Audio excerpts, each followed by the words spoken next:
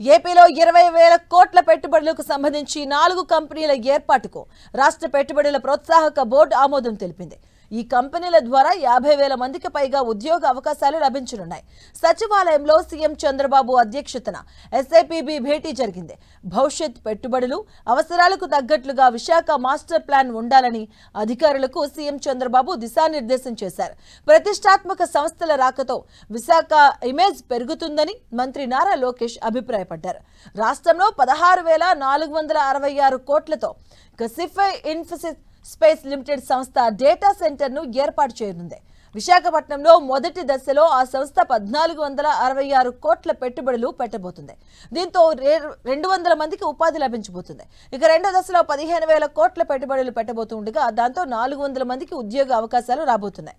ఇక విశాఖపట్నంలోని మధురవాడలో సాత్వా డెవలపర్స్ ప్రైవేట్ లిమిటెడ్ 1,500 కోట్ల పెట్టుబడులు పెడుతూ ఉండగా 25,000 మందికి ఉద్యోగ అవకాశాలు దక్కబోతున్నాయి. BVM energy and residency private limited విశాఖలో 1,250 కోట్ల పెట్టుబడులు పెట్టబోతుంది. దీంతో రాష్ట్రంలో మరో 15,000 మందికి ఉద్యోగ ఉపాధి అవకాశాలు దక్కబోతున్నాయి.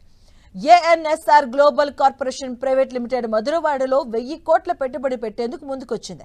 దీంతో దాదాపుగా 10,000 ఉద్యోగ అవకాశాలు లభించబోతున్నట్లుగా అధికారిక వర్గాలు తెలిపాయి. ఇక ప్రతిష్టాత్మక సంస్థల రాకతో విశాఖ ఖ్యాతి మరింత పెరుగుతుందని sub committee chairman Lokesh CM దృష్టికి తీసుకువెళ్లారు. ఇక ఈ పెట్టుబడులపై ఆయా సంస్థలతో జరిపిన చర్చలు, వాటి స్థితిగతులు, బలాబలాలు వెల్లడించారు. భవిష్యత్తులో పెట్టుబడులు అవసరాలకు తగ్గట్లుగా విశాఖ మాస్టర్ ప్లాన్ ఉండాలన్నారు. విశాఖలో భూమి లభ్యత తక్కువగా ఉందని, ఇప్పటికే ఆర్సిలర్ మిట్టల్ స్టీల్ ప్లాంట్ సహా అనేక సంస్థలకు భూములు ఇస్తున్నామని గుర్తు చేశారు. ఈ క్రమంలో విశాఖకు వచ్చే సంస్థలకు అనువైన భూమిని చూపాల్సిన అవసరం ఉందన్నారు. మౌలిక వసతుల సమస్యలు రాకుండా ప్రణాళికలు అమలు చేయాలని సీఎం చంద్రబాబు ఆదేశించారు. విమానాశ్రయం, రైలు కనెక్టివిటీ, హైవే రోడ్లు, మెట్రో వంటి వాటిపై ముందస్తు ప్రణాళికలతో పనిచేయాలని అధికారులు సూచిస్తున్నారు.